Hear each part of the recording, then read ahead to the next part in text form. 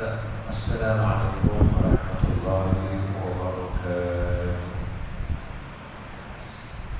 أعوذ بالله من الشيطان الرجيم. بسم الله الرحمن الرحيم. الحمد لله رب العالمين والعاقبة للمتقين ولا عدوان إلا على الظالمين. نحمده ونستعينه ونستغفره ونعوذ بالله من شرور أنفسنا ومن سيئات أعمالنا. من يهد الله فلا مضل له ومن يضلل فلا هادي له. أشهد أن لا إله إلا الله وحده لا شريك له وأشهد أن محمدا عبده ورسوله. اللهم صل وسلم وبارك على سيدنا محمد وعلى آله وأصحابه ومن تبعه بإحسان إلى يوم الدين. سبحانك لا علم لنا إلا ما علمتنا إنك أنت العليم الحكيم. رب اشرح لي صدري ويسر لي أمري واحلل عقدة من لساني يفقهوا قولي. لا حول ولا قوة إلا بالله العلي العظيم. قال الله تعالى في كتابه الكريم: أعوذ بالله من الشيطان الرجيم.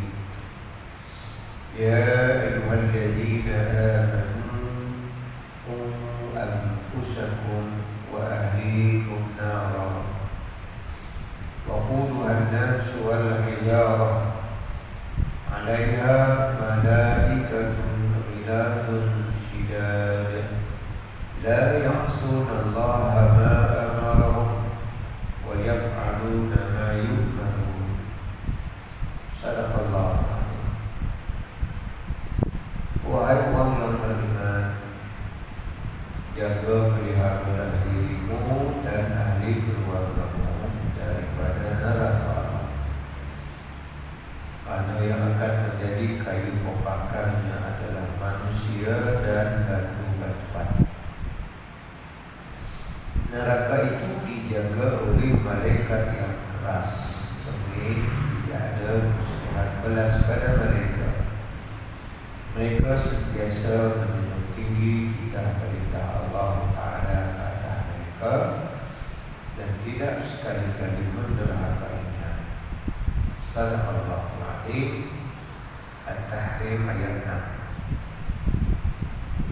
Alhamdulillah, syukur kita kehadiran Allah Ta'ala berkat limpah rahmat kurnianya sehingga malam hari yang barakah mulia ini Allah Ta'ala masih lagi peliharakan nikmat iman, Islam dan ihsan. Ia merupakan bekalan hidup yang Allah beri kepada hamba yang dikehendakinya. Karena tidak semua orang ada nikmat itu. Dan nikmat inilah yang akan menjadi pembeza di antara mukminun dengan kafirun. Dan itu apapun amal yang kita buat di hari ini, Allah nak terima ke tidak tertakluk ada tidaknya iman, Islam dan ihsan. Oleh itu kita yang hari ini masih lagi berada di bumi Allah Ta'ala ini, dan kita sedang menunggu masa yang dijanjikan oleh Allah bahawa setiap makhluknya yang bernyawa akan menjalani mati.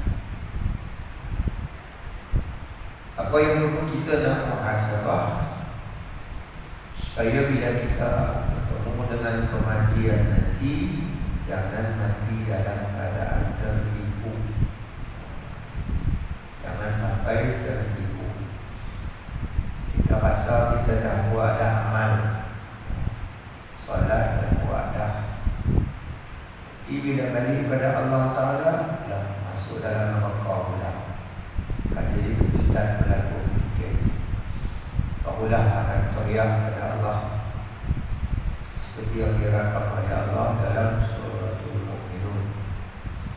ayat 99 dan 100.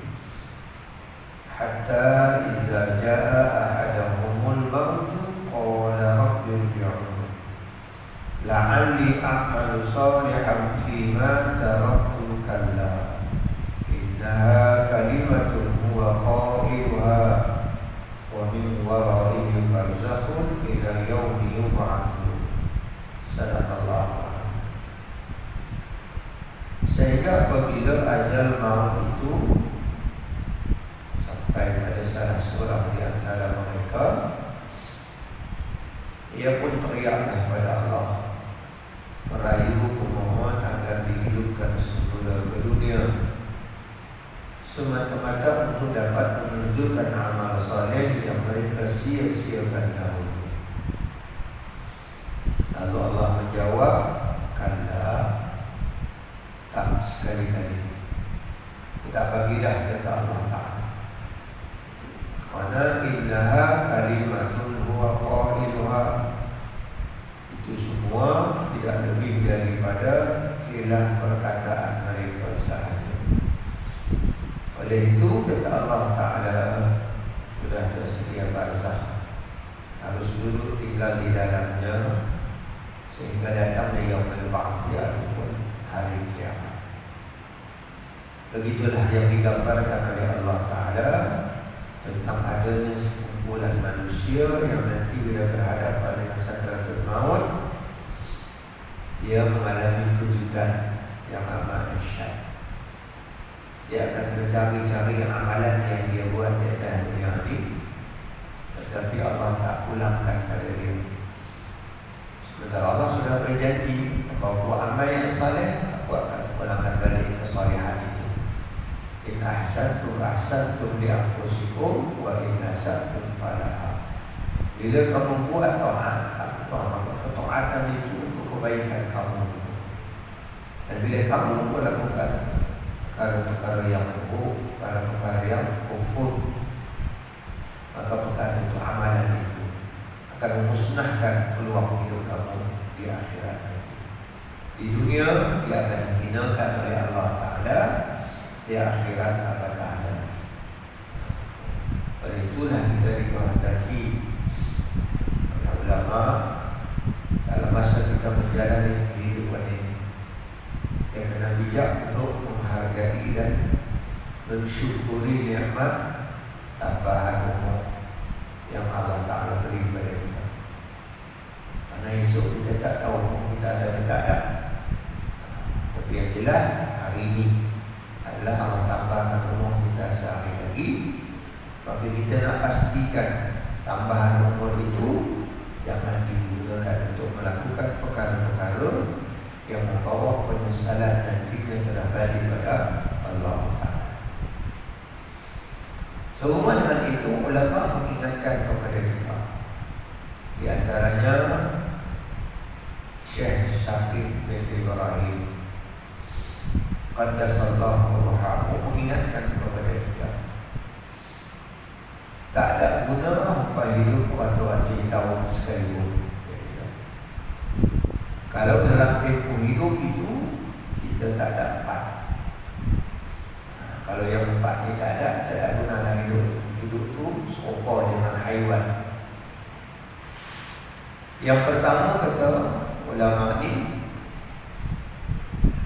keberkatan hidup itu, kebaikan hidup itu akan didapati oleh seseorang yang berpegang kepada yang empat.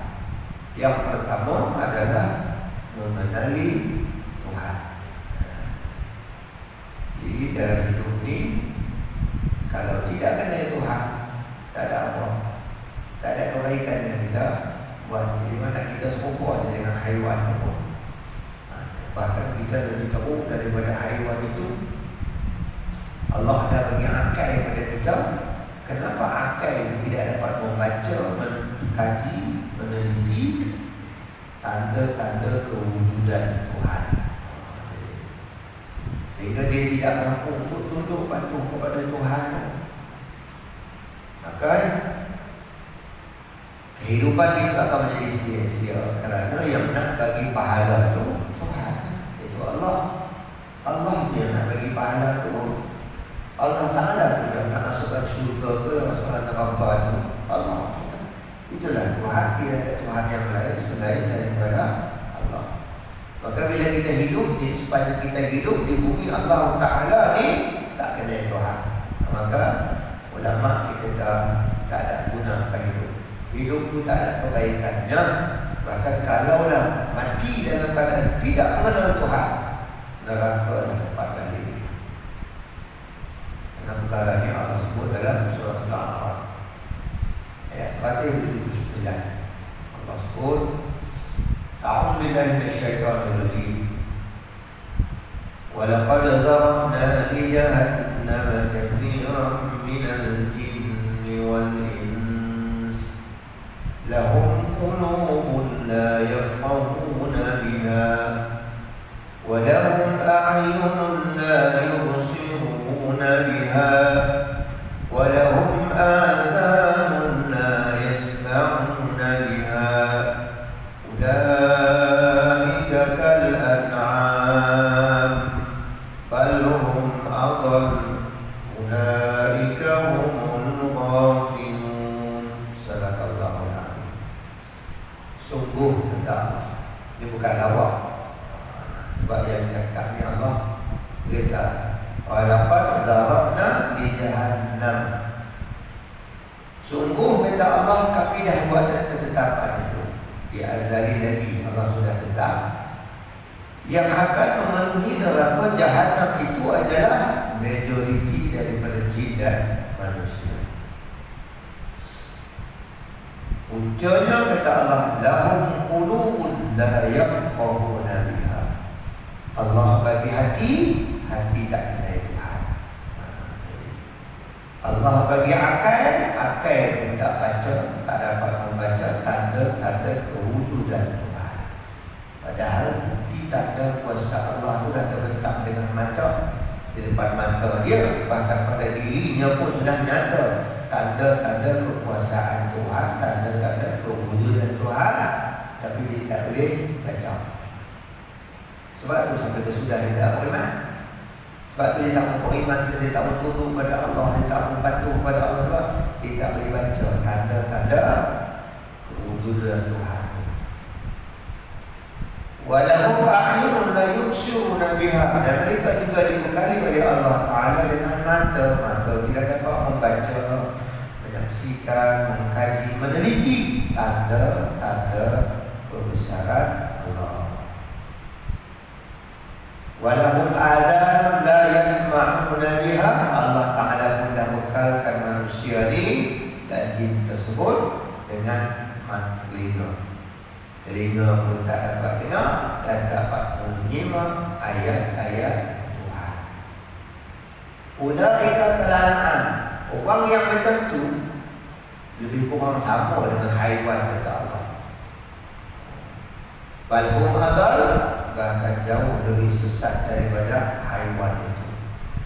Ulaika humul ghafilun, itulah mereka yang diangkat oleh Allah Ta'ala daripada hatinya ingatan kepada Allah Ta'ala, ingatan kepada hari perhimpunan esok-esok di hari kiamat. Bila ingatan itu tak ada, dia akan buat apa yang dia suka. Jadi bila dia mati nanti, baru dia teriak. Sebab ketika mati nanti ada 4 jenis manusia dia akan teriak. 4 manusia, jenis manusia dia akan teriak pada Allah Ta'ala, ya Allah tak baliklah ke atas dunia ni. Sebab apa? Nak buat amal. Jadi golongan pertama yang akan teriak itu kata Nabi SAW adalah orang kafir. Orang kafir yang paling kuat teriak nanti. Sebab apa? Baru dia senang. Islam yang dia tak mau datang dunia dulu, Islam yang dia hina, Islam yang dia musuh itu, itulah yang menyelamatkan dia. Dia teriak ke Allah, ya Allah tak balik atas dunia. Pasal apa? Dan jadi orang Islam. Teriak alam kafir. Sebab tu Nabi Muhammad SAW dalam satu riwayat mengatakan bahawa ada Ketahuilah olehmu, kata Nabi sallallahu alaihi wasallam,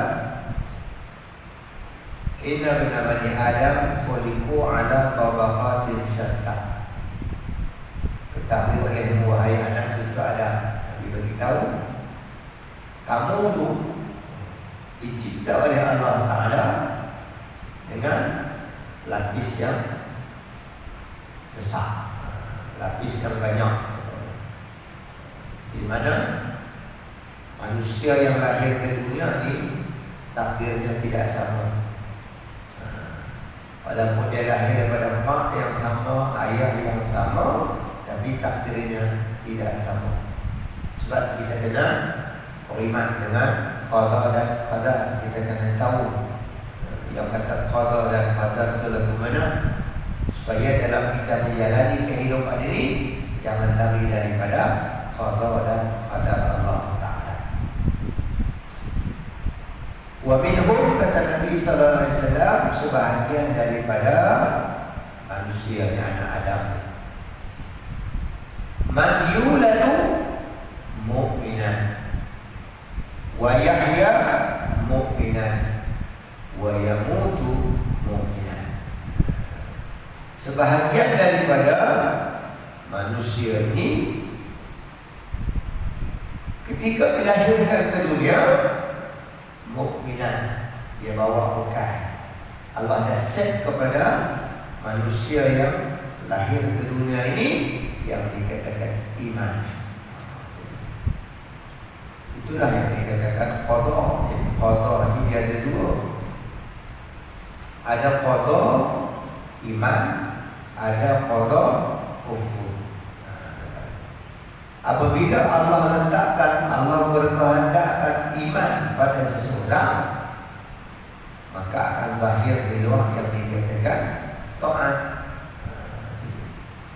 Jadi orang-orang yang melakukan, yang dapat melaksanakan taat ini, itu menunjukkan bahawa Allah letakkan qada iman dalam hatinya. Sebab itu dia boleh buat taat.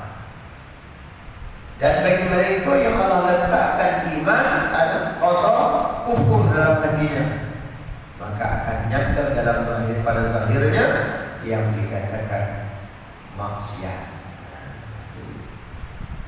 Bila orang yang beriman, bila orang kata beriman dengan qada dan qadar, baik buruk kepada Allah Ta'ala, apabila kita rasa Allah Ta'ala letakkan iman, sebab kita dapat laksanakan taat pada Allah Ta'ala, banyaklah kita bersyukur kepada Allah Ta'ala. Sebab itu nikmat.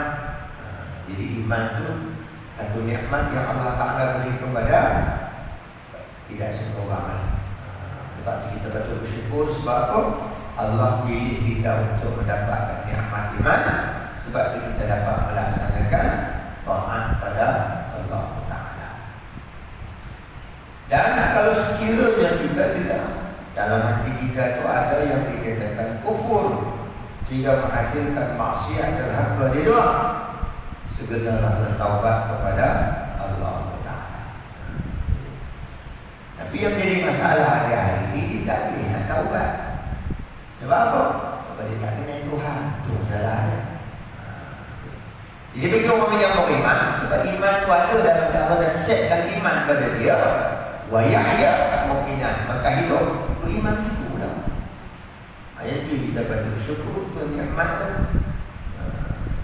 Sehingga wa yamutu mu'minan, sampai ke mati dalam iman. Di situ yang kita kena faham.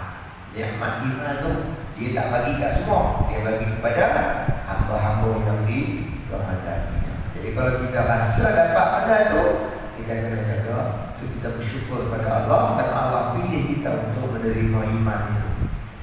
Maka kita kena jaga, kerana iman ini kalau kita tidak jaga, dia boleh batal, terbatal. Dengan sebab mulut curupal, batal iman tadi itu. Syahadah jadi batal, iman jadi batal. Habis amal pun jadi zero. Dengan sebab perbuatan, batal iman. Dengan sebab berubahnya keyakinan dalam hatinya, atau ada ragu dalam hatinya, walau sebesar zarrah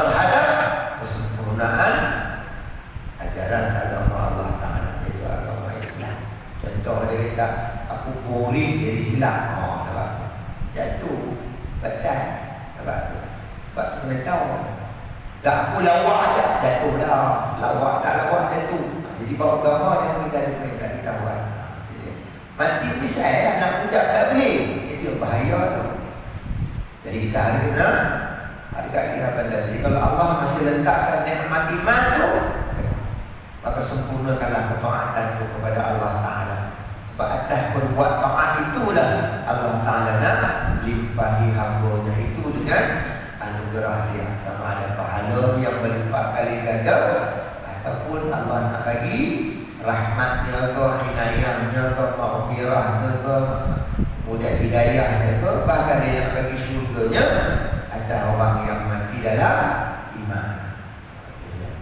Itu menunjukkan bahawa mati dalam iman bukan perkara senang.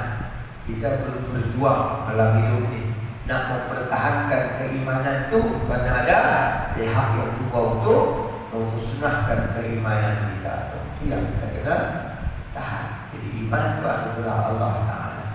Jadi kita nak pastikan iman itu kita kena jaga. Jangan sampai iman kita ni orang kata cacat. Sebab pada masuk dalam hati kita tu macam-macam virus lah. Dia kata masuk riak, masuk sokong jalan, masuk ujung habis semua tu, sum'ah atau semua sekali. Jadi jangan sampai macam Fir'aun dulu kata ana rabbukumul a'la, akulah Tuhan ayat tepi. Dapat kita mungkin pastikan jaga sungguh-sungguh, sebab iman ni pilihan. Jadi bila kita rasa kita dapat iman tu, syukur pada Allah Ta'ala, maka sempurnakan ketaatan. Jangan kita ada malah buat. Sebab kita akan menyesal diri dalam orang beriman ni pun. Dia akan menyesal orang beriman ni. Bila mati dia menyesal. Kenapa? Tak cukup. Sebab masa hidup ni dia fokus yang wajib dia. Dia buat yang wajib dia. Solat yang wajib. Rawatib tak mau. Sunat dia. Oh dia. Jadi dia pun solat. Dia kata oh dia. Nanti bila sampai ke hujung, tak boleh kata awak. Macam tu lah tu. Dia teriak ya Allah tak balik atas dunia lah. Sikit sangat. Oh dia. Masuk dalam kubur teriak. Sebab apa? Boleh. Kau boleh tengok dalam kubur ni macam-macam ada. Kau boleh tengok yang sana terang memang dia gelap, sana lapang dia sempit, yang sana ada fasiliti yang dia tak ada. Misal balik pada Allah Ta'ala. Tapi dia tak guna lah. Sebab tu masa kita hidup ni, kita kena sempurnakan ketaatan tu. Jangan kira jangan bilang sunat ke wajib ke. Jadi itu perintah Allah jalan. Sebab Allah Ta'ala bila kita yang pada benda yang diperintah tu, dia dah sediakan dah di sana. Banyak anugerah Allah Ta'ala. Maka pokok dah peluang-peluang yang ada, jangan disia-siakan peluang tu. Sebab peluang yang sudah berlalu dia tidak akan berkata balik. Pada kita semakin hari makin rugi, makin hari makin rugi. Dah tak terasa lagi tu. Mati baru terasa.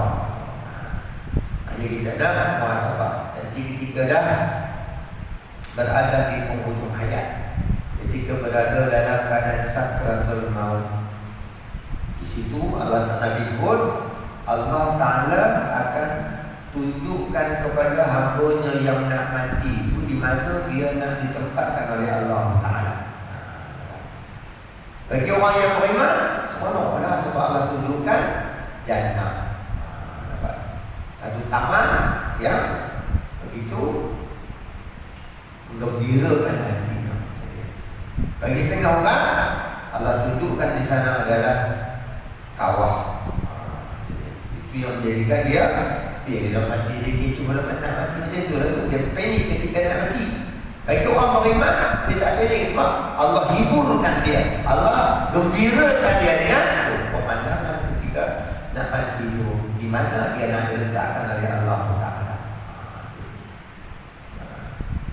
Tapi dia tetap juga berteriak pada Allah Ta'ala, ya Allah tak balik atas dunia. Lepas apa? Tak cukup. Baiklah, awak sikit tak, baru dia terasa sikit. Sebab dah buat benda wajib dia sikit je. Yang rawatib dia masih tak kuat, yang tu lah dia menyesal nak balik atas dunia. Dia tidak buat balik amalan tu. Tak dapat. Sebab tu apa juga yang diperintah oleh Allah Ta'ala, tak kira dia wajib, tak kira dia sunnah, adalah jadi perintah sami'na wa ata'na, dengar buat. Yang kita cuba dah memilih-pilih. Betul. Tapi dah malas terlalu kuat, jadi tak mau buat tu. Pasal apa tak mau buat solat kalau waktu? Sunnah tiga. Nampak? Orang lepas solat masih boleh duduk lagi. Allahumma anta salam, boleh terik Allahumma dan tak jalan. Siap tak? Ujung nanti jalan subuh dah tak ada bukan. Jadi nak kalut mana? Ini peluang itu dah ada dah. Allah sediakan peluang untuk kita, tapi kita tak hargai peluang tersebut. Itu menunjukkan ada sesuatu tak kena pada iman kita lah. Buat dah, tapi dia tak buat dengan secara sempurna. Sehingga ada yang tertinggal. Jadi rasa surah rawatib dia tinggal. Dia hanya dapat wajib itu saja ada tu. Tapi tak sempurna atau dia akan teriak. Yang ini kita jangan muhasabah.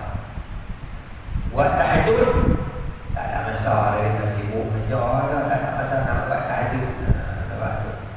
Bila masuk dalam kubur baru jadi terkejut. Sebab nampak gelap dah rumah. Kubur jadi gelap sebab ada orang sebelah terang. Macam itulah keadaannya. Sebab apa? Sebab agak ringan. Jadi yang perlu kita pegang di hari ini, jadi perintah Allah sami'na wa ata'na. Jangan kita tahu wajib bersunat dah. Jadi itu perintah Allah Ta'ala kita buat. Jadi buat atas perintah Allah Ta'ala itu atas keimanan kita kepada Allah Ta'ala. Itu yang kita nak. Golongan yang kedua kata Nabi SAW, wa minhum man yuladu mu'minan wa yahya mu'minan wa yamutu kafiran. Yang ni yang kita cukup risau. Sebahagian lagi manusia ni kata Nabi SAW ada yang dilahirkan ke dunia beriman. Allah dah set iman kepada dia. Ya, sebab keluarga dia, yang mak tu, nenek yang semua dan memang dari Islam saya ada. Jadi beranak-beranak tu dalam sebuah keluarga yang sudah Islam. Wa yahya mu'minan, hidup pun dalam suasana Islam dah tu, sebab persekitarannya pun persekitaran Islam. Tapi kerana dia tak jaga pantang larang yang disebut oleh Nabi tersebut, sehingga dia tanpa dia terasa dia sudah terbabas daripada jalan Allah. Tak jaga mulut, dia batal syahadat. Itu yang kata murtad dalam senyap. Murtad dalam senyap sebab apa? Dia tak jaga agama dia terlekeh agamanya sendiri, menjadikan dia sudah terbatal iman tersebut. Lalu dia tidak bertaubat kepada Allah Ta'ala. Wa yamutu kafiran, matilah dalam keadaan kafir. Wala'iyadu billah. Ini orang yang murtad dalam senyap ni, yang cukup kesian tidak. Orang yang murtad ni tunggu saat seronok lah dunia ni kan. Kita nak muhasabah, tapi mati nanti tak boleh mengucap boleh kan. Kalau teriak, ya Allah tak balik atas dunia, macam mana? Nak patah balik jadi orang Islam, tak guna. Satu jangan mau main dengan Islam ni. Islam dah sempurna dah. Hampa nak kata kat Islam ni, hampa nak tuduh untuk fitnah kat Islam dan baru kata lebih kurang kat Islam ni. Islam dah sempurna dah. Yang Allah sudah memperakui Islam itu, waraditu lahumul Islam adil, aku ridho Islam itu agama kamu. Jadi kalau kita hina pun Islam tu, Islam tidak akan hancur, Islam tidak akan binasa. Bahkan siapa yang cuba untuk menghancurkan Islam, dia lah yang akan hancur. Kita belajar pada Fir'aun, nampak sikit hebat kat Fir'aun. Ya, jadi dia nak musnahkan Islam yang dibawa Nabi Musa alaihissalam, sampai dia hambat Nabi Musa alaihissalam dan umat Islam ketika itu lari sampai ke tepi laut, dah kan Tak ada jalan nak lari, dia kapai bukan ada pada masa itu. Tapi dengan kuasa Allah Ta'ala, sebab ini adalah Rasulullah, maka Allah perintahkan kepada Nabi Musa, wahai Musa, ketukkan tongkat yang aku bawa. Ya. Bila Nabi Musa ketukkan tongkatnya ke tepi laut, terbelahlah lembu raya. Laut terbelah dua, terbentang jalan yang begitu luas, sehingga Nabi Musa dan umat Islam dapat berlari menyeberangi lautan. Yang kita itu kuasa Allah Ta'ala tu. Yang Fir'aun dia sudah terlanjur untuk mengaku dirinya Tuhan, maka Allah tunjukkan siapa Tuhan yang sebenar.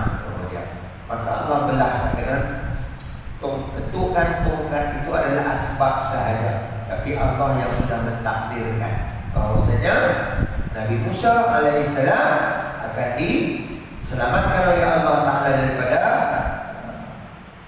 buruan Nabi Fir'aun dan bala tenteranya, maka terbelah laut. Satu-satunya kejadian di atas dunia ini yang dapat membelah laut adalah dengan ketukan tongkat Nabi Musa alaihissalam. Jadi yang bab lembu raya atau Nabi belajarkan Nabi Musa, itu Nabi orang Islam. Jadi kita nak sabar, dan kita nak faham. Jadi bila dah Nabi Musa pun dah sampai ke seberang, maka Fir'aun tadi dia pecut kuda dia kuda terbang, kuda yang paling laju tu hak Fir'aun punya. Dia sampai tak nampak kuda tu, asap habuk sampai tu, naik ke atas dalam kuda dia tu, betul. Dia ingat dia boleh hambat pun. Masuk sampai ke tengah lautan. Dengan kuasa Allah Ta'ala, Allah perintah kepada ayam untuk bertaut semula. Jadi ayam tadi jatuh belakang. Jadi Fir'aun dan bala tenteranya sudah ada di tengah-tengah laut. Baru terkapai-kapai. Baru jadi tang situ baru dia tahu siapa yang berkuasa sebenarnya. Itu nanti Nabi Musa Fir'aun mengatakan last minute lah, ketika nyawanya sudah dah nyawa-nyawaikan sudah segala-gala, baru dia kata aku beriman dengan Tuhan Musa dan Tuhan Bani Israel. Tak jadilah sebab dia sudah berada pada hujung kehidupan dia. Itu yang kita nak sabar. Allah hinakan dia, Allah hinakan kepada Fir'aun tadi, maka akhirnya Fir'aun mati lemah. Tuhan tak berhenti berenang. Itulah Fir'aun. Ya, serupa mulut mengaku dia Tuhan. Ana rabbukumul a'la. Allah tunjuk kuasa dia, diukur dengan ayam lemah. Raja mati lemah. Oh dia, rupanya dia gagah tak daratnya. Masuk ke ayam, jalan. Ini kita menunjukkan bahawa kita dalam hidup ni dia kena jangan contoh. Jadi ada setengah orang dia tidak menghargai anugerah Allah Ta'ala tersebut. Dia tinggal. Sebab tu Allah beritahu, wa may yabtaghi ghayra al-islam dinan falan yuqbala minhu wa huwa fil akhirati minal khasirin. Barang siapa tak kira siapa yang tak mau memperakui Islam, itulah agama yang Allah Ta'ala ridha. Islam itulah agama yang diamanahkan Allah Ta'ala kepada jin dan manusia. Lalu dia cari agama yang lain, maka Allah Ta'ala kata, selagi mana dia tidak berpegang kepada Islam yang Allah ridha itu, fala yuqbal minhu. Hamba apa? Allah tidak akan iktiraf perbuatan. Maka dia tidak ada pengajaran daripada Allah Ta'ala. Buat baik, buat baik. Bantu orang apa semua sekali, hebat dia buat. Bantu bukan bantu juta banyak itu. Tapi tak diberi pahala. Sebab apa? Sebab dia tak mengaku Allah itu Tuhannya. Dan dia tidak mengaku Muhammad itu adalah Nabi dan Rasulnya. Dan dia tidak reda Islam itu adalah agamanya. Jalan. Itu maka hidup jangan sombong, jangan kuasa, hebat.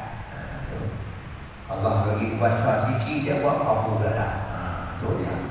Lah, apa jadi? Allah sebut dalam Quran kan, Qulillahumma malikal mulk tu'til mulka man tasha wa tanzi'ul mulka mimman tasha wa tu'izzu man tasha wa tuzillu man tasha biyadikal khair. Wahai Allah, Engkaulah yang mengangkat hamba-Mu itu, dan Engkau juga yang akan merendahkan, yang akan menurunkan hamba-Mu daripada tempat yang di atas tadi. Jadi Allah yang mengangkat dan Allah juga yang menurunkan. Bila Allah angkat, datang dia katakan izzah, datang kemuliaan. Bila Allah hinakan, bila Allah turunkan seseorang, maka datanglah dia kata kehinaan. Allah sebut dalam Quran. Tapi jadi itu ya, rasa ada itu kan? Allah Ta'ala tunjuklah itu, maka Allah pun sebut dalam Quran kan, wa makaru wa makarallah wallahu khairul makirin. Jangan buat lawak dengan Allah. Jangan buat lawak dengan Allah. Rancanglah dalam Quran, rancang, tapi Allah pun juga ada perancangan dia sendiri. Maka Allah itu adalah sebaik-baik perancangan. Nampak tu. Perangan tu dia. Dah kali makan pisang perangan je lah. Tak ada apa. Oh dia. Buat kerja. Allah tu nak tunjukkan bahawasanya Allah tidak ridha dengan kerja buat yang seperti itu. Akhirnya Allah hinakan dia. Sebab apa? Dia lupa Tuhan. Dia lupa Tuhan. Dia lupa kalau malaikat kiraman katibin catat Tuhan kita buat tahu. Allah Ta'ala tahu apa yang bermain dalam benak kita tahu. Dan kita nak macam-macam orang main pakai sumpah kan, sumpah wallahi wa billahi wa tallahi. Sebab dah elok dah. Hak mula ada kata wallahi wa billahi wa tallahi. Apa tu? Jadi perintah dia buat seperti itu. Saat dia sebut dah, dia buat pula tu. Yang tadi wallahi wa billahi wa tallahi dia buat. Lepas tu ambil lagi, dapat lagi. Walaupun sementara kan dia tetap ada ketika dia angkat kita sebut lagi sumpah dia Allah Ta'ala wallahi wa billahi wa tallahi. Ini kita nak muhasabah. Jadi benda-benda seperti ini baik Tuhan pengajaran kepada kita. Jangan buat main dengan Allah Ta'ala tu. Jadi kita ni hamba. Bila hamba ni jangan banyak cerita lah. Kita ni penumpang kasih Allah Ta'ala. Jadi bila dia suruh buat, yang kita bangkang macam mana? Tak kira lah siapa kata Allah. Jadi yang apa yang kita buat di hari ini adalah dalam rangka kita patuh kepada perintah dia dan kita laksanakan perintah Allah Ta'ala pun atas dasar nak mencari ridha Allah Ta'ala, bukan nak cari sokongan makhluk. Tak situ dah kecewa di situ. Sebab apa? Pergantungan yang tidak kepada Allah tapi kepada makhluk.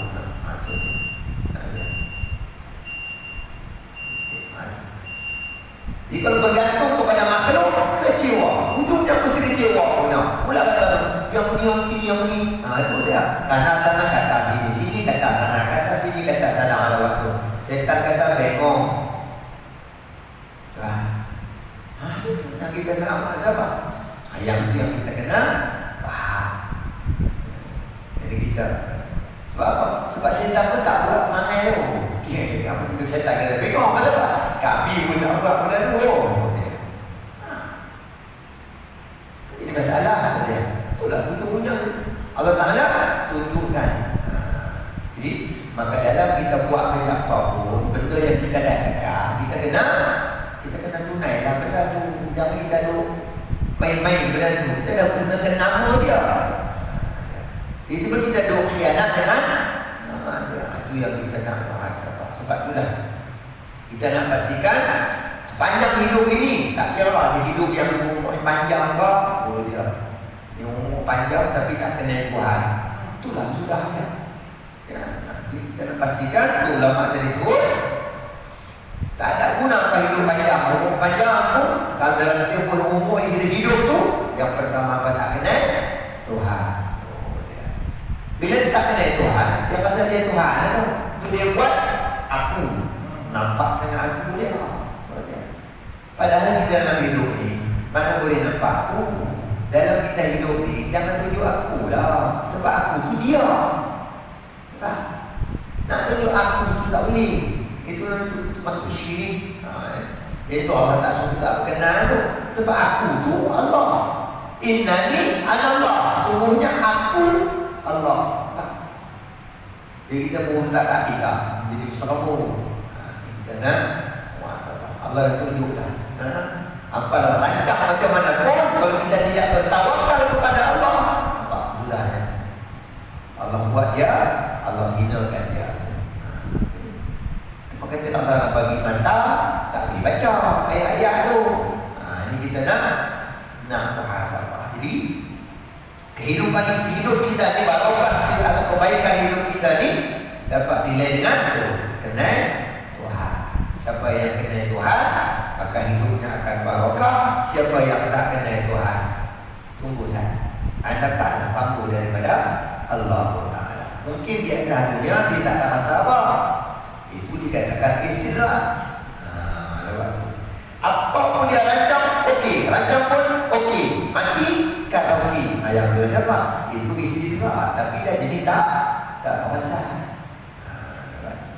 Jadi kita nak muhasabah. Di ujungnya, ending dia memang dia akan menyesal. Tapi sudah lambat. Tu yang dia murtad tu urusan. Dah tak apa nama seronok. Mati seorang pun tahu. Nah, ucap tak boleh ni. Nampak tu. Fardu kifayah 4 pun tak dibuat ada. Sebab dah terang yang murtad. Mana boleh dimandikan? Mandi mayat tu, itu ibadah. Dia atas perintah syarak. Kafankan, solatkan, kuburkan, itu atas itu ibadat semua tu. Tiba-tiba dia ada masa ibadat dunia, dia dah buat benda tu. Dengan sebab mulutnya menghina agama Allah, menghina hukum Allah Ta'ala, menentang dan sebagainya. Mati tak payah. Ya Allah tak balik atas dunia. Sebab baru dia tahu minta supaya atas dunia, sebab dia nak kata balik Islam. Tak ada guna teriak situ lah. Sebab Allah dah bagi peringatan, tapi dia tak ambil peringatan. Yang ketiga kata Nabi SAW, wa minhum man yuladu kafiran wa yahya kafiran wa yamutu kafiran. Sebahagian lagi manusia, dia kata Nabi, dilahirkan ke dunia kafiran, tidak ada iman. Iman tak ada kosong. Wa yahya kafiran, dan pun hidup dalam keadaan kafir sampai mati. Wa yamutu kafiran, sampai mati kafir. Itu ketetapan Allah katakan. Nah, dah kemudian iman dah ada. Anda beriman ke Allah Ta'ala, anda beriman dengan Nabi, anda beriman dengan Quran, anda beriman dengan Islam. Kepiada tak terima apa-apa. Orang ni tak terima. Ya, tak terima kata. Kasar kau kata. Dia tak boleh panggil orang yang panggil kapiak kata. Dia panggil apa? Non-Muslim. Dia terima pula dah. Ni orang Islam dia kata tu tak boleh pakai tu. Bila dia panggil tu kasar kata. Panggil dengan non-Muslim. Ya Allah sebut dalam Quran kapiak aja. Sebab sampai bersudah dia tidak mengakui Allah itu Tuhannya. Kapiak situ. Jadi ni orang yang dia tu berlembut sangat dengan orang kapiak ni, itu dia. Nanti makan diri balik kan. Kan? Bila tiba dia solat, nampak tu. Dia jadi imam pula. Nampak tu. Dia baca surah Al-Kafirun. Pening kepala dia baca. Quran kata apa? Qul ya ayyuhal kafirun. Orang kafir. Allah sebut kata, kasar. Habis nak buat macam mana? Qul ya ayyuhal non-muslim. Kata. Kita ni nak laksana je, nak jalankan apa yang Allah dah tetap. Dia tetapkan macam tu. Nabi dah kata macam tu, kita kena terima kenyataan tu. Selagi mana dia tidak mengaku Allah Tuhannya, bukan kesimpulan.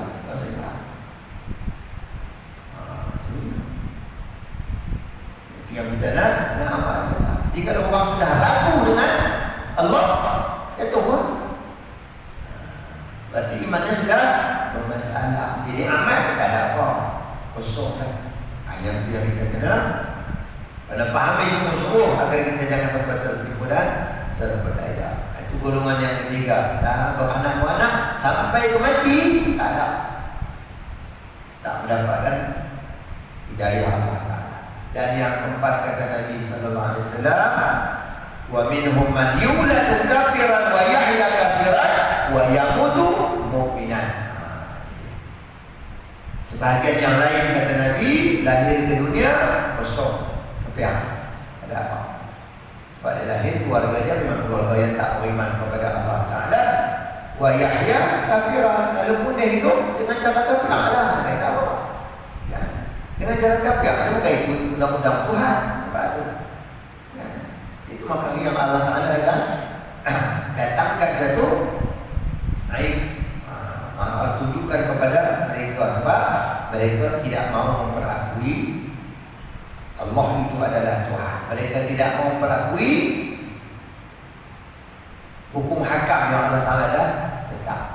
Maka Allah Ta'ala akan datangkan satu teguran yang tunjukkan itu silap. Maka ada setengah manusia ni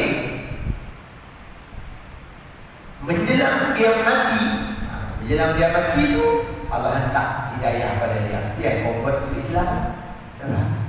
Di kalangan orang yang kafir menjadi yang beranak-beranak kafir, kemudian hidup dalam keadaan kafir, tapi menjelang mati tu Allah hantar hidayah tu. Allah tarik dia masuk Islam. Tak ada buat amal, mengucap dia, mengaku dia Allah Tuhan dia, tidak ada Tuhan yang lain selain daripada Allah Ta'ala. Muhammad itulah Nabi dan Rasulnya. Itu tak ada buat amal, habis umur mati dalam mukmin, mati dalam keadaan beriman. Itu yang kita nak muhasabah. Jadi hidup ni, kebaikan yang kita ada, hidup kita yang ada kebaikan atau ada barakah, tengok kena Tuhan ke tidak. Itu yang kita nak. Yang kedua kata ulama kita tadi, kata Syekh Syakir bin Ibrahim mengatakan bahawa kebaikan hidup itu, barakah hidup kita ni tertakluk yang kepada yang kedua. Kata ulama tadi, yang kedua yang adalah kena perbuatan Tuhan. Kena ingat, kena tahu, dan kita kena ini apa yang berlaku ni, ini kerja Tuhan, bukan kerja makhluknya. Sebab makhluk ni la haula wala quwwata illa billah. Tiada daya, tiada upaya malaikat dengan izin dan kehendak Allah Ta'ala. Jadi kita kena ingat. Sebab itu supaya kita jangan lupa untuk bertawakal kepada Allah. Sebab kita ni tak ada apa. Ya, ingat ni semua adalah kerja Allah Ta'ala. Sebab hantar corona di sini. Corona itu jadi belah sana. Jadi sana, corona belah sini lah. Sebab dia kerja Tuhan. Sebab sombong. Puncanya sombong. Sebab bangsa tu sampai kali ini tak mengaku Allah Tuhan dia ada. Itu dia. Dia kata tak ada siapa yang boleh menghalang kemarahan kita ada. Tak ada kuasa yang boleh menghalang kita. Itu dia. Allah hantar corona, itu dia. Corona mata. Allah hantar virus dia, itu dia. Mana teknologi yang canggih? Mana tentera yang hebat? Mana yang kata-kata ekonomi yang kuat? Berpunduk lebih dari menjadi bandar mati. Tidak bermain dengan Allah Ta'ala. Ini Allah mewantak konanya, bukan dia bagi cuti tentang ini. Kalau jadi betul-betul macam China, habis mengudum. Sebab sombong dia pada Allah Ta'ala. Ayat juga kita kena faham. Jadi orang yang beriman ni dia faham benda tu. Dia tahu ini apa yang berlaku ni semua adalah perbuatan Tuhan. Maka kita kena belajar hikmah di sebalik perkara, hikmah di sebalik kejadian. Kerana apa perkara yang berlaku di atas dunia ni tidak akan berlaku begitu sahaja, melainkan kita langgar sebab dia.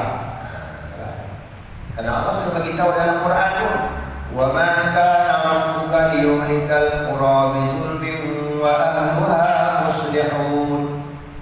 Tuhanmu itu tidak akan menghancurkan satu negeri dengan secara zalim atau sewenang-wenang, sementara penduduk negeri itu muslihun.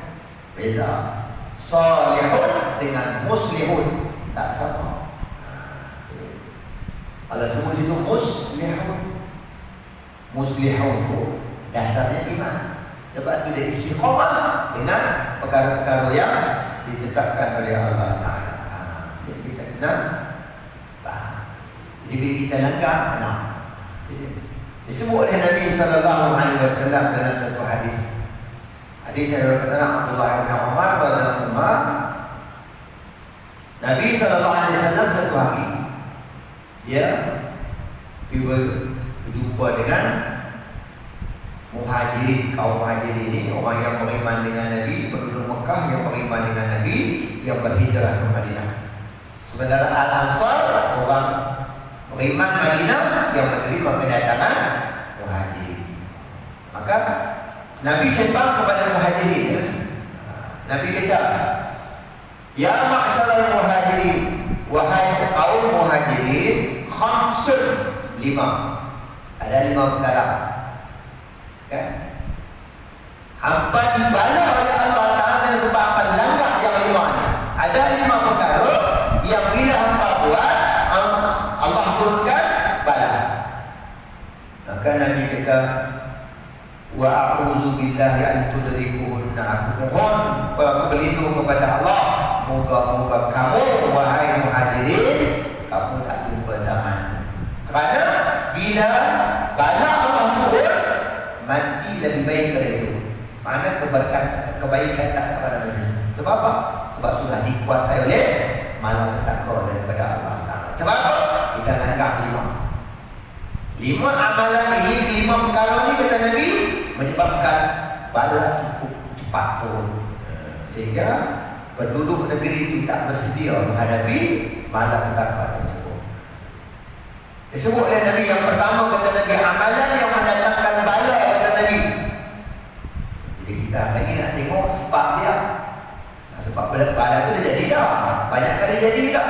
Tapi ulang, kena balik siapa? Sebab kita tu langgar lagi pada tu. Sebab kita pun tak tahu, tapi kita tak ambil tahu. Ulang-ulang benda yang sama, datang juga malapetaka silih berganti. Yang pertama kata Nabi, amalan yang menyebabkan turun murka Allah yang mendapat dalam kata bala, lam tazharil fahishatu fi qaumin qattu hatta yu'linu biha illa fasha fihim at-ta'un wal arjam allati lam takun madat fi aslafihim alladhina madar. Kata Nabi, tiada nyata, tiada terzahir pada satu kaum itu perbuatan fahsyat sehingga kaum tersebut melakukan fahsyat tadi terang-terangan, tak ada rasa takut, tak ada rasa malu, tak ada rasa segan, dan dia buat suka mereka. Maka ketika itu kata Nabi, di saat manusia satu kaum itu bermaharaja atau berleluasa melakukan fahsyat tadi, Allah akan datangkan 2 bala petaka. Yang pertama kata Nabi SAW adalah mereka akan ditimpa penyakit ta'un yang cepat merebak. Itu orang tahu apa? Nabi peringat ni 1400 tahun lalu. Dia cerita kepada muhajirin. Muhajirin tak kena. Rupanya kita yang kena. Pasal apa? Kita pun tak ada. Kita tak baca ni. Kita tak ambil tahu peringatan Nabi SAW. Itu yang kita nak.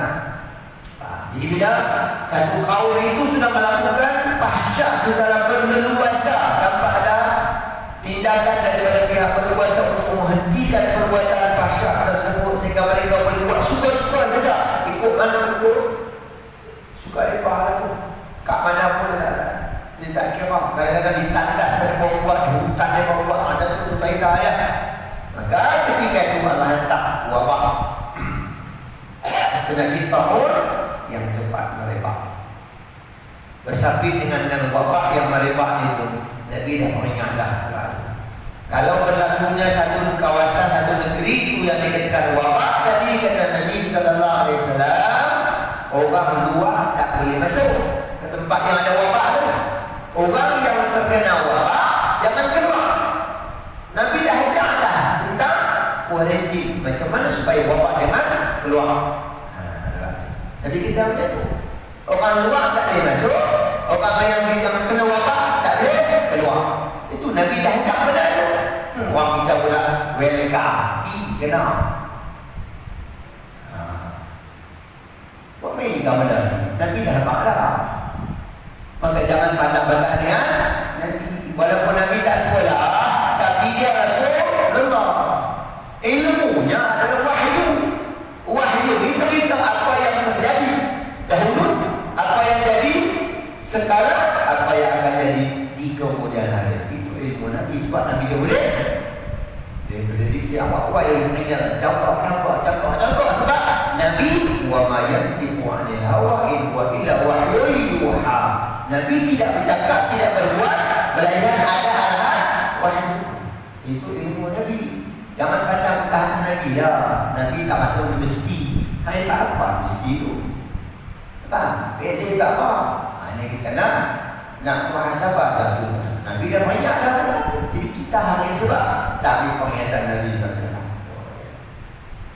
Yang kedua, yang Allah datangkan bala kata Nabi setelah penyakit taun yang cepat merebak. Yang kedua kata Nabi, Allah datangkan penyakit-penyakit yang belum pernah menimpa umat dulu.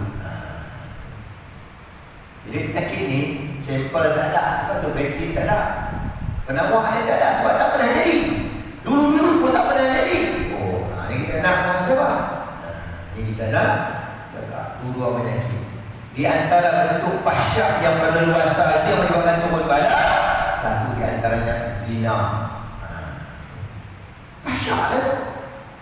Azbullah taqrabuz zina innahu kana fahisyah.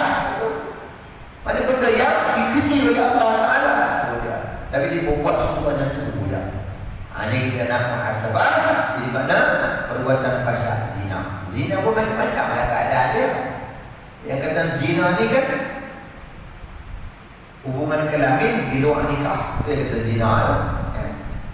Jadi tak kira tu. Jadi perbuatan tu bila dibuat tanpa akad nikah, maka dia kata zina. Jadi zina ni macam-macam lah tu. Ada yang orang panggil pelacur. Pelacur tu. Itu perempuan yang jual diri. Ada orang panggil apa? Gigolo. Laki-laki pula jual diri. Nak layan, nak suruh perempuan. Macam tu ada. Kerja gila semua. Setan pun tak boleh hiu. Kami pun tak buat benda tu. Tu turut bala. Ini kita nak masalah. Bentuk zina yang lainnya sebab mahram. Kalau orang putih buat, memang dah ada mana. Dia tak kerti, dia tak faham. Dia orang kita pun tumpang sekaki. Tu pun dia. Ayah pergi buatkan ada apa dia buat cerita. Kalau dia tak ingin sangat kahwin lagi ya. Dia kacau ada apa sebab. Tu buat dengan cucu dia pak kemanakan dia buat cerita ni. Fahsyah yang mendatangkan murka Allah. Dia datangkan penyakit yang tu masa Jepun dulu kan. Jadi penyakit-penyakit yang tak pernah ada ubat penawarnya. Kalau penyakit kelamin orang panggil apa? Sifilis kan. Tak kelamin tu. Tu masa Jepun lah tu. Ini kita nak muhasabah. Hanya kita kena jaga. Fahsyah yang berikutnya adalah LGBT. Ada tak lagi LGBT? Ada LGBT. Kalau melakukan hubungan kelamin di luar nikah dipanggil zina. Itu apa? luar nikah namanya. Kalau tidak ada akad nikah dikatakan melakukan hubungan kelamin di luar nikah. Yang ini bila dia melakukan hubungan sejenis, itu dikatakan zina luar tabi'i. Luar tabi'i yang binatang pun tak buat, tapi dia boleh buat. Sebab apa? Itu punca turun bala. Allah dah malukan kita kan? Allah dah malukan kita sebelum corona naik kat kita. Allah sudah malukan kita dengan tu. Siapa dia? Yang pergi umrah. Orang kena pak makcik apa? Tu dia. Kena bagi makcik ni sebab dia kata dia perempuan. Padahal dia tu adalah lelaki-lelaki. Kenapa? Dia dah malukan Malaysia ni. Negara lain tak pernah buat benda macam tu, tapi dia boleh buat.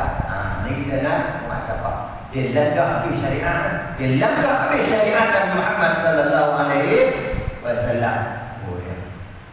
Yang kita nak faham, kita hidup ni tak boleh lari daripada akidah Nabi Muhammad sallallahu alaihi wasallam, syariat Nabi Muhammad sallallahu alaihi wasallam, akhlak Nabi Muhammad, tak boleh lari.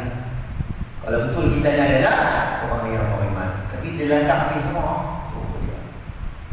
Kita ada pergi sono, kita ada pergi Mekah, macam apa? Ya, buat dapat umrah. Dia pun buatlah. Dia ihram. Dia pasal ihram tu, dia berniat dia. Di situ dia tak jenis tak berhati, dia tak faham agama dia. Bila dah niat ihram, kena tengok balik siapa yang buat ihram, yang pakai ihram tu siapa. Kalau dia lelaki, mana boleh pakai pakaian berjahit. Dia tipu tak situ. Dia tipu diri dia sendiri ya. Dia tak mengaku dia tu lelaki-lelaki. Maka patut bila dah niat ihram, kena pakai pakaian tidak berjahit untuk lelaki-lelaki. Saya pakai telekuk betul.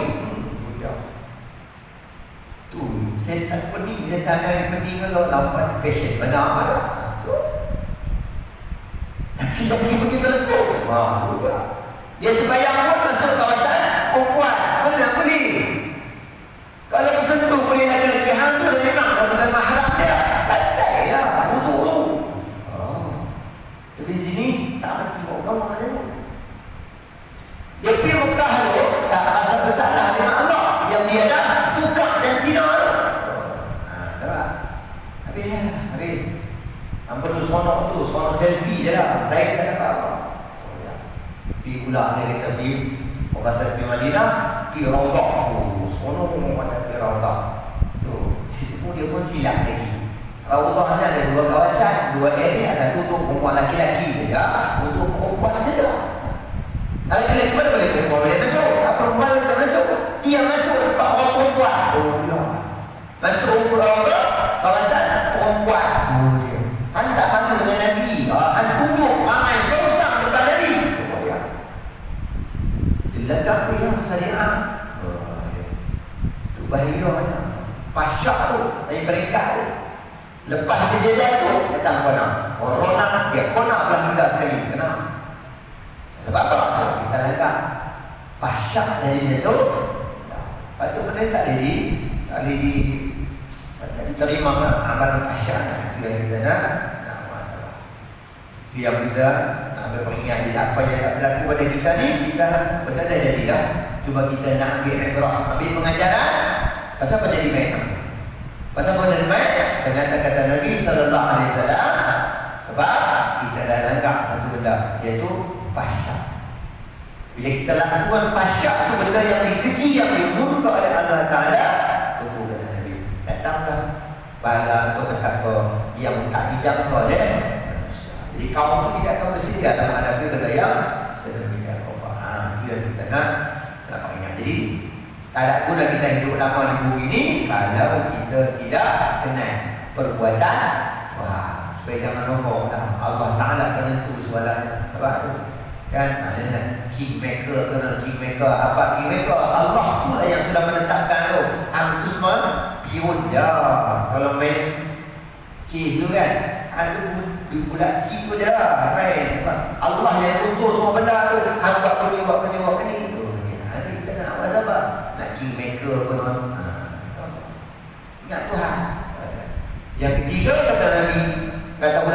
adalah hidup kita di barokah atau tidak, kebaikan atau tidak.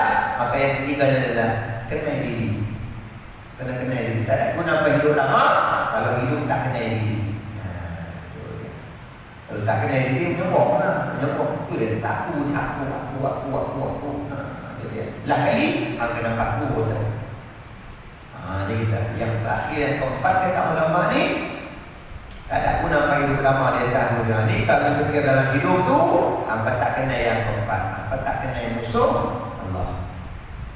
Jadi hidup ni, jadilah hamba Allah.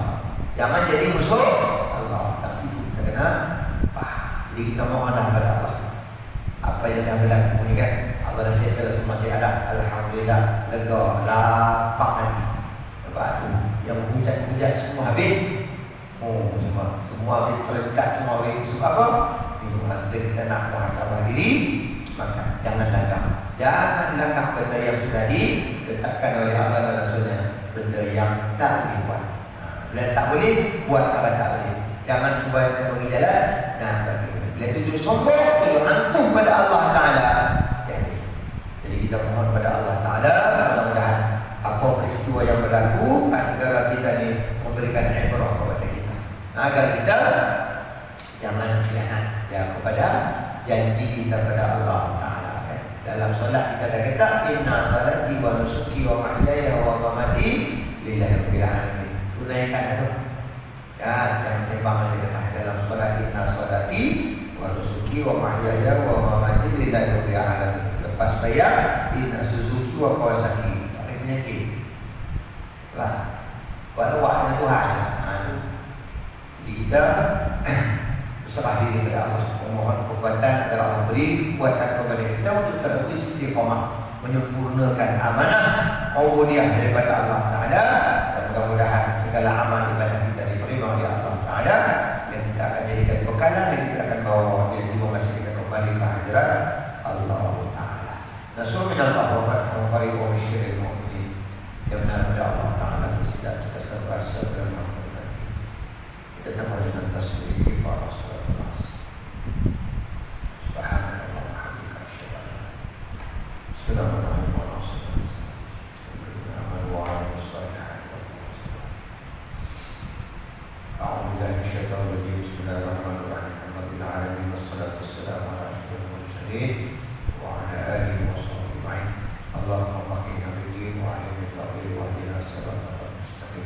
Allahumma bina bil 'ilmi wa zayyinna bil